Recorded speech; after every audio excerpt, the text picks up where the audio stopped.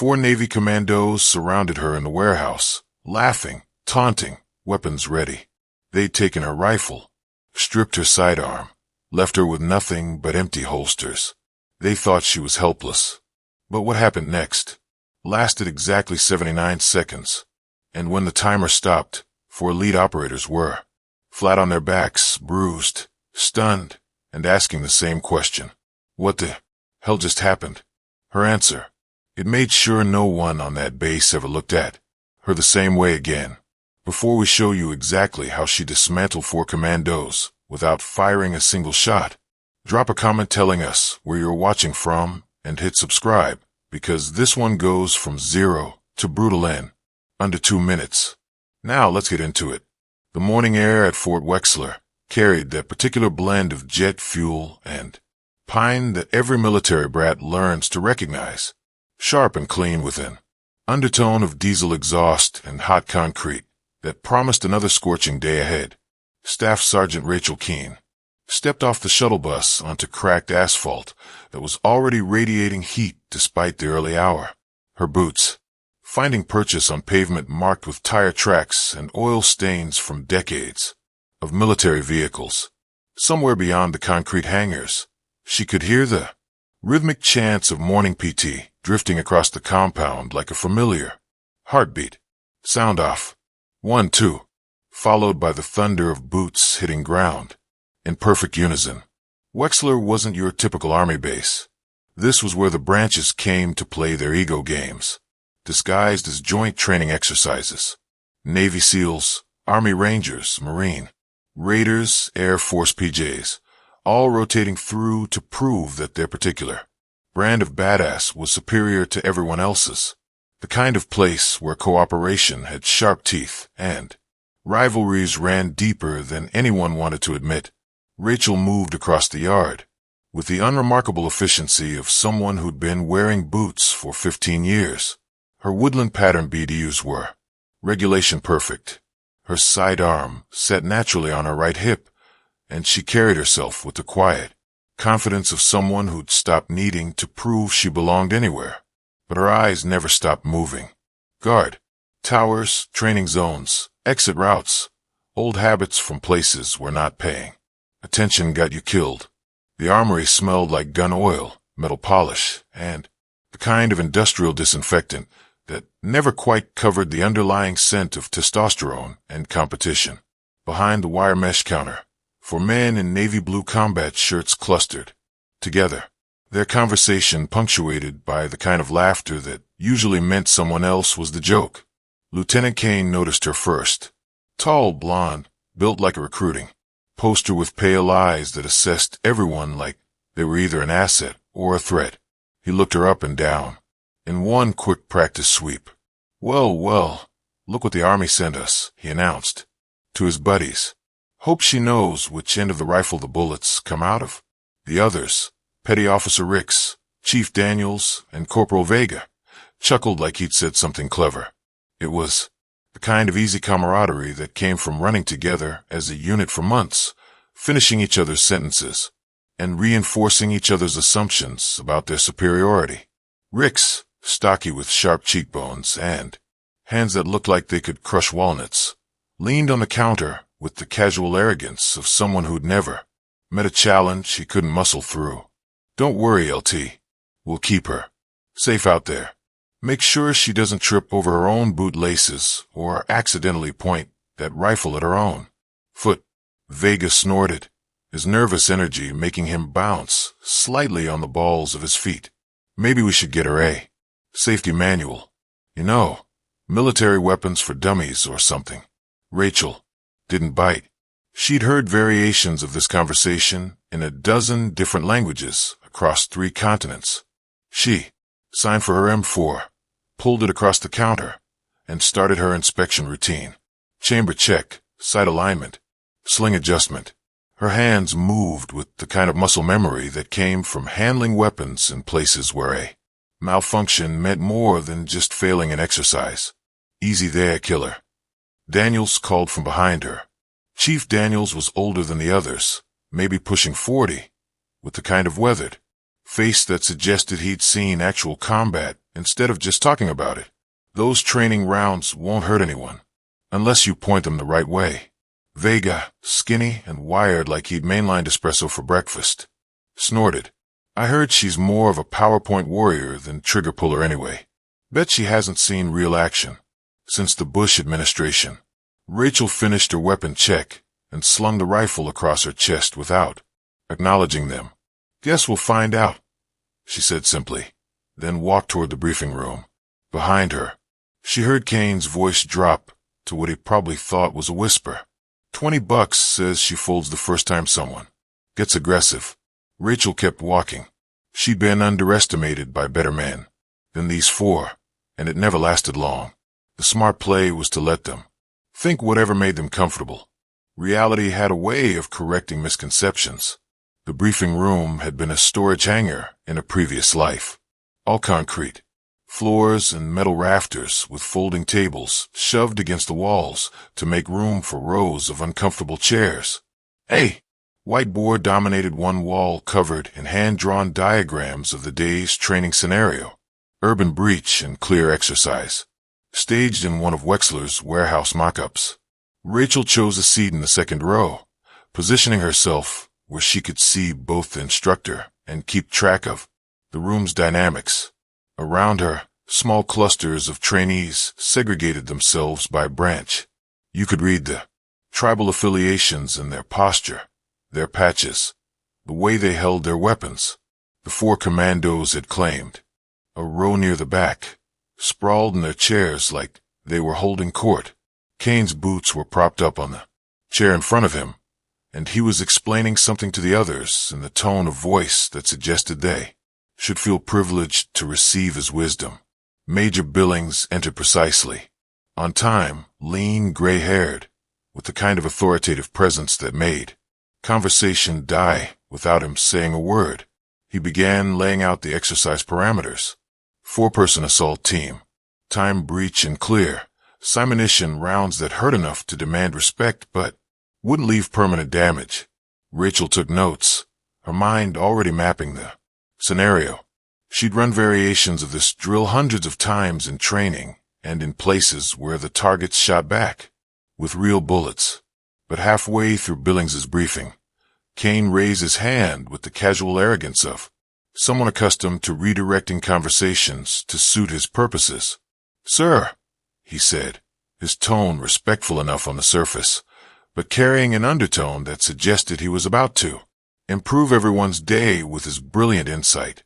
Since today's exercise is supposed to test adaptability under stress, why don't we give the Army rep here a little extra challenge? The room went quiet. Billing stopped mid-sentence and fixed Kane with a stare that could have frozen boiling water. "What kind of challenge, Lieutenant?" Kane's smile was all teeth and no warmth. "Strip her weapons. Let her run. The scenario unarmed. See how she adapts when she doesn't have her security blanket." The suggestion hung in the air, like smoke from a bad cigar. Daniels leaned forward, adding his voice to the mix. "Could be good training, sir. Real world doesn't always give you time to grab your rifle." RX nodded sagely. "Besides, we'll still keep her on the team. Just level the playing field a little." The snickers from Vega didn't need translation. Rachel sat perfectly still, her expression revealing nothing while her mind calculated angles and possibilities. This wasn't about training. This was about 4 men who decided her quiet competence was somehow a challenge to their authority. "That's not how the scenario is designed," she said evenly. "This is a time breach drill, not hand-to-hand combat training." Kane's grin widened. "Exactly. So, if you can still pull your weight without weapons, that proves something, doesn't it?" Major Billings looked uncomfortable. He'd clearly dealt with these commandos before and knew their reputation for pushing boundaries. The kind of men who confused arrogance with confidence and thought rules were suggestions for lesser people. "Look," he said finally, "we'll try it for the first run.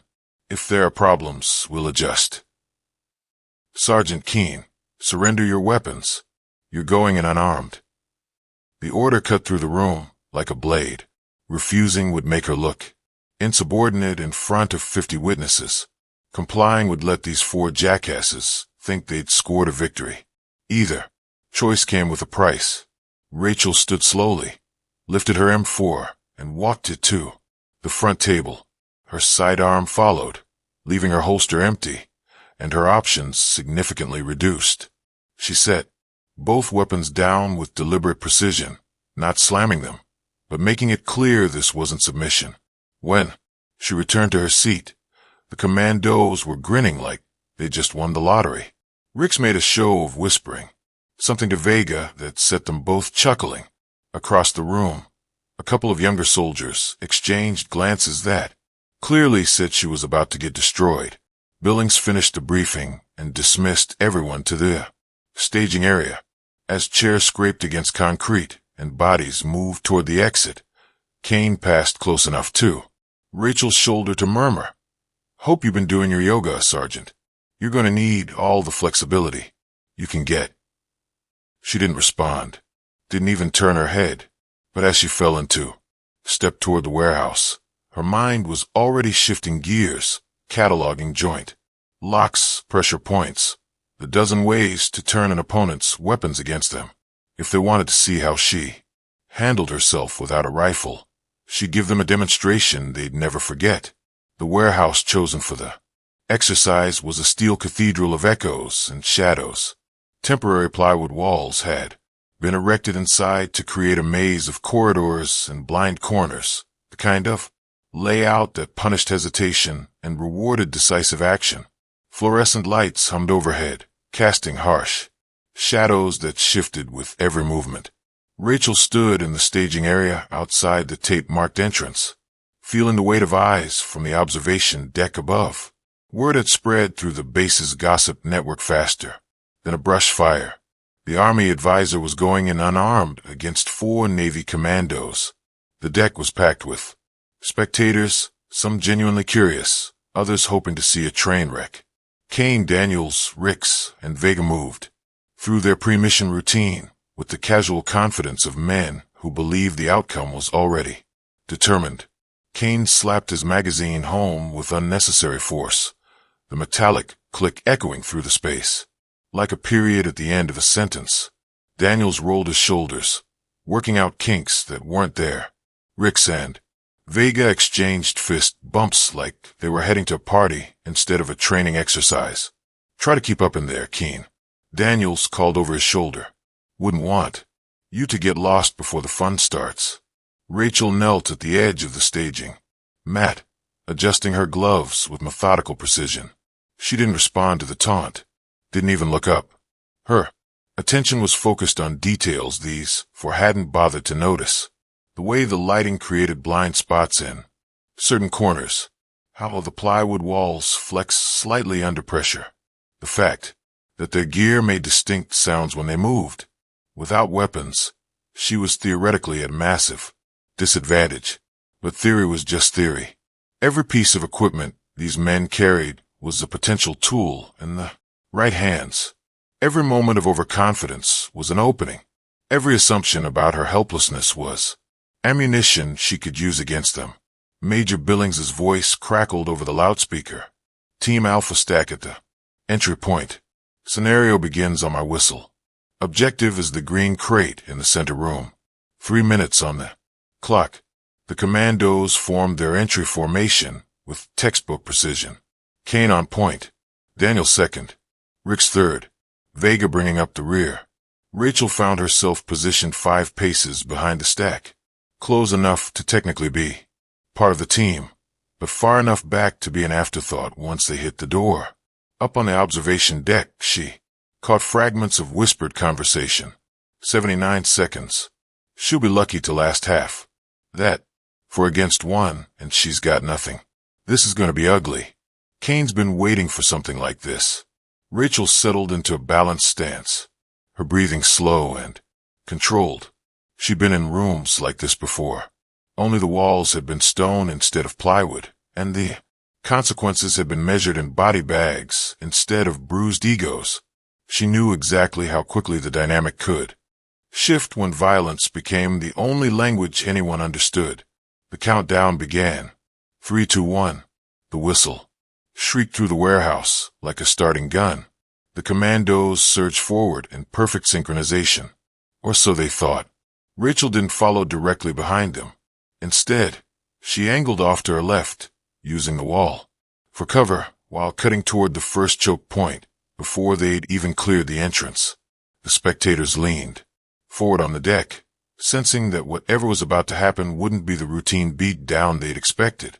The first corridor was barely wide enough for two people to move abreast. Kane took point, his rifle up and ready, sweeping left and right with mechanical precision.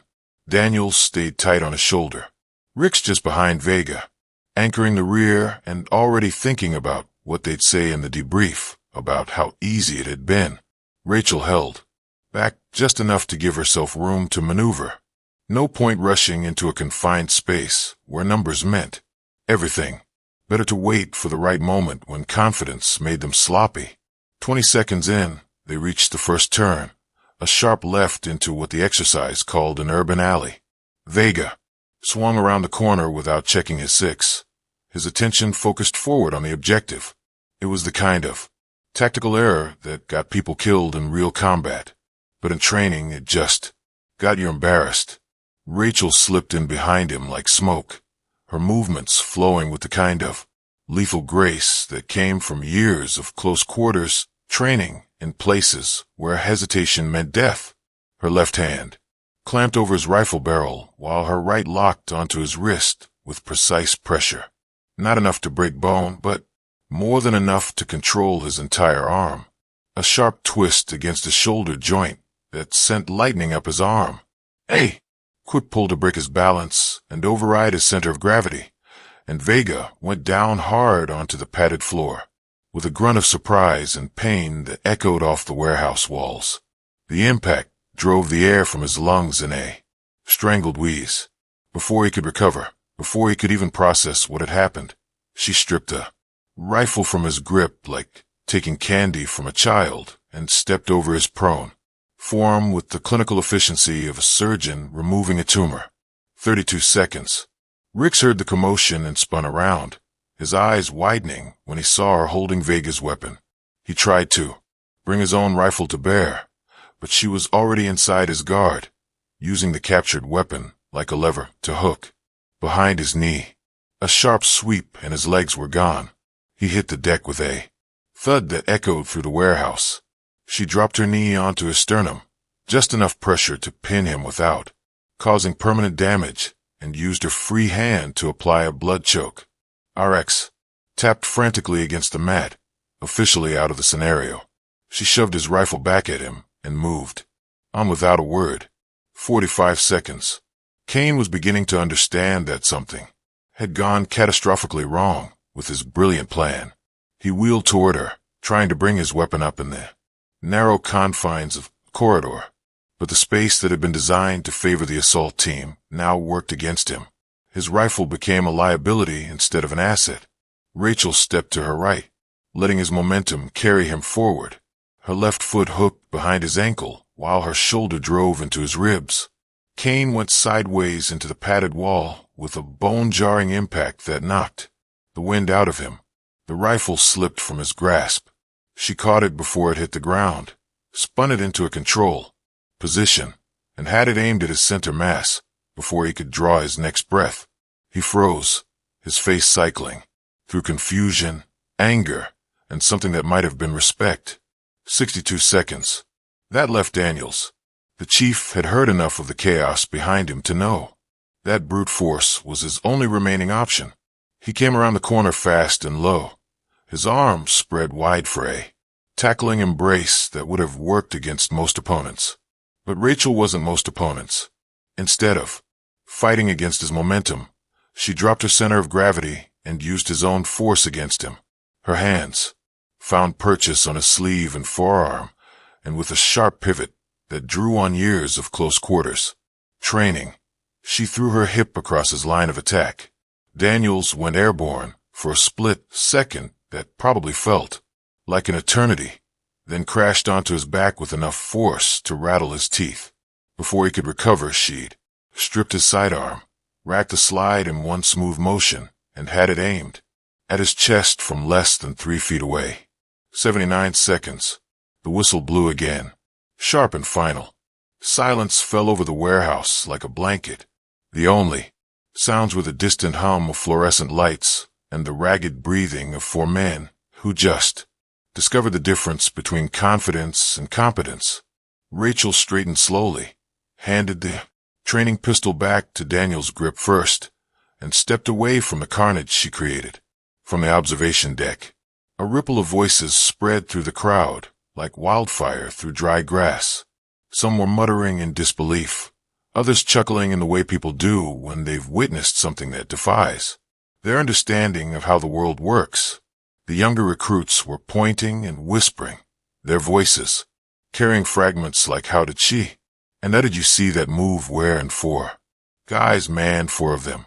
One recruit leaned over to his buddy and whispered with barely contained awe. She just destroyed all 4 of them in under 90 seconds with her bare hands.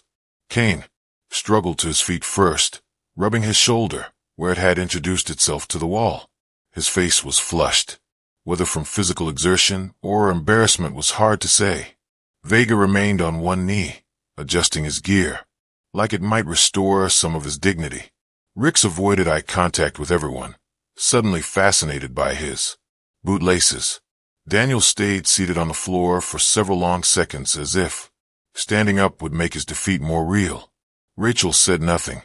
She didn't gloat, didn't lecture, didn't even look particularly satisfied.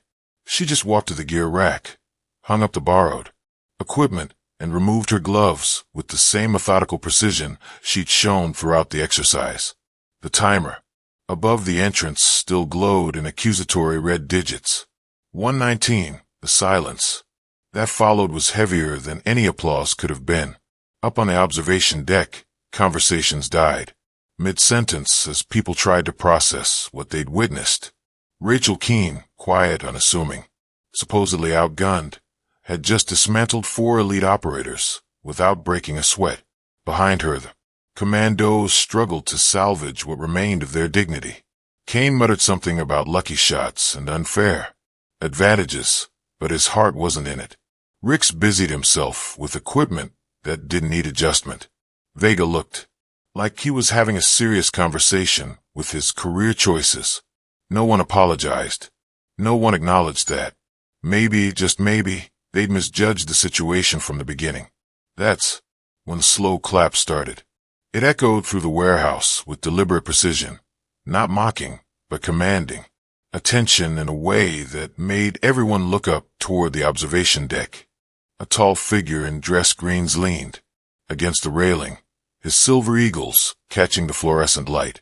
Colonel Abrams descended the metal stairs with the kind of presence that made grown men stand straighter without being told. He was broad-shouldered, distinguished in a way that came from decades of command, with eyes that missed nothing and judged everything. He stopped a few feet from Rachel, studying her with something that might have been amusement. Didn't expect to see Falcon back on the mats. The call sign hit the room like a physical blow. Kane's head snapped up. Daniels went absolutely still. Falcon wasn't a nickname you earned teaching basic training. That was a designation that came from places where failure meant body bags and success was measured in missions that never made the news. Rachel's expression didn't change. Been a while, sir. Abrams nodded toward the 4 men still picking themselves up off the floor. Gentlemen, you might be interested to know that Staff Sergeant Keene here served as primary close quarters combat instructor for a joint NATO task force specialized in neutralizing multiple armed opponents in confined spaces. That was a what? 8 years ago. 10. Rachel corrected quietly. 10 years, Abrams repeated, his smile growing slightly, which means that she was perfecting techniques like what you just experienced, while some of you were still learning which end of the rifle to hold. In fact, Chief Daniels, his gaze shifted to the man still sitting on the floor. I believe you may have unknowingly incorporated several of her original training protocols into your current curriculum. The transformation in the commando's posture was immediate and complete. Kane's arrogance evaporated like morning mist. Vegas suddenly found the floor fascinating. Rick swallowed hard, his Adam's apple bobbing like a fishing cork. Abrams took a step closer to Rachel, his voice carrying enough to reach every corner of the warehouse. Good to have you back, Sergeant. This base needs more instructors who can still demonstrate why their techniques work. Thank you, sir, she replied, her tone professional, but carrying an edge that suggested she was done being underestimated. The colonel turned back toward the four men. As for you, gentlemen, I think a lesson in humility is overdue. You'll clean every mat in this facility, and you'll do it properly. This isn't just about tactical skills. It's about respect for your fellow warriors. The order landed without argument or protest. Daniels nodded curtly. Kane managed to clip, "Yes, sir," that sounded like it was pulled from his throat with pliers. Abrams left as deliberately as he'd arrived, his boots ringing against the concrete in a rhythm that underlined the fact that the demonstration was over and normal. Operations would resume. Rachel didn't linger to savor her victory. She collected her gear, secured her empty holsters, and headed for the exit. A few of the younger recruits stepped aside as she passed, their expressions carrying something they hadn't shown her before. Not just curiosity, but genuine respect. Up on the observation deck, one instructor leaned toward another and murmured, 79 seconds against 4 armed commandos. Hell of a way to make a point. Rachel kept walking, her pace steady and unhurried. This hadn't been about proving anything to anyone. It had been about doing the job she'd been asked to do, even when the parameters changed without warning. The fact that 4 arrogant men had learned something in the process was just a bonus. Behind her, the sound of mops and cleaning, supplies being distributed echoed through the warehouse. It wasn't the most severe punishment in military history, but everyone who'd spent time in uniform understood the sting of being put on janitorial duty after getting shown up in front of an audience. The walk back to the barracks took her across an open stretch of tarmac that shimmered with heat waves. Despite the early hour, Rachel maintained her steady pace, neither hurrying toward her next assignment nor dragging her steps to extend the moment. She'd learned long ago that the best way to handle a situation like this was to let it fade naturally, without unnecessary drama or victory laps. She passed a cluster of younger soldiers near the motor pool. One of them, Army by his patches, gave her a respectful nod, the kind that acknowledged shared understanding, without needing words. Another straightened his posture as she walked by, suddenly reminded that rank and appearance didn't always tell the whole story. Rachel didn't encourage either gesture beyond a slight lift of her chin. Respect earned through demonstration was fragile. It grew better in silence than under the spotlight. At the supply depot, she returned her training gear and signed the checkout sheet. The supply sergeant, a grizzled veteran with 20 years of service etched into his weathered features, glanced up from his paperwork. "Heard you stirred things up over at the warehouse," he said, his tone carrying the faint amusement of someone who'd seen enough military politics to find humor in the inevitable. Rachel offered him the ghost of a smile. "Just ran the exercise, Sergeant." "Uh-huh, that's one way to put it." She stepped back into the sunshine, letting the heavy door swing shut behind her. Across the compound, another training rotation was forming up, instructors delivering their pre-X exercise briefings with the same routine, authority that kept military bases functioning around the world. Her moment in the spotlight was already being absorbed into the day's normal rhythm, and that was exactly how she preferred things. Her next rotation started in 25 minutes. She'd be there on time, ready to work, same as always. No war stories shared, no points scored for the sake of scoring them. The people who needed to understand what had happened already knew. Everyone else would figure it out when it mattered. Behind her, back in the warehouse, the sound of cleaning continued. Daniel's voice carried faintly over the base's ambient noise, irritated, but with an undertone of something that might have been respect. "She's fast," he was saying to someone. "Too damn fast." Rachel didn't turn. around. She'd already moved on to whatever came next the way she always did. Some lessons took 79 seconds to teach. Others took a lifetime to learn. The smart money was on these four commandos, figuring out which category they'd just experienced. The afternoon.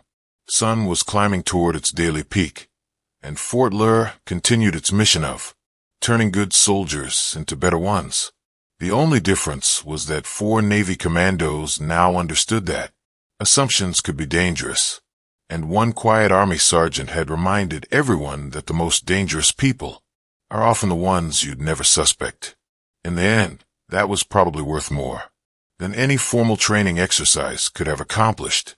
Have you ever seen someone get completely underestimated? Like that. Sometimes the quietest people in the room are the ones you should be most careful about challenging. What do you think those commandos learned from getting schooled in under 90 seconds? Was Rachel's demonstration justified, or should she have handled their disrespect differently? Drop your thoughts in the comments below. I read every single one and love hearing your perspectives. If this story reminded you that respect should be earned, not demanded, hit that like button and subscribe for more stories about quiet professionals who let their actions do the talking. And if you know a veteran whose service deserves recognition, share this video with them. It means more than you might think. More stories about heroes hiding in plain sight are waiting for you right on your screen. And click one of those to keep watching, and I'll see you tomorrow with another story that proves why you should never judge a warrior by their uniform. Until then, remember the most dangerous opponents are often the ones who never have to prove how dangerous they are.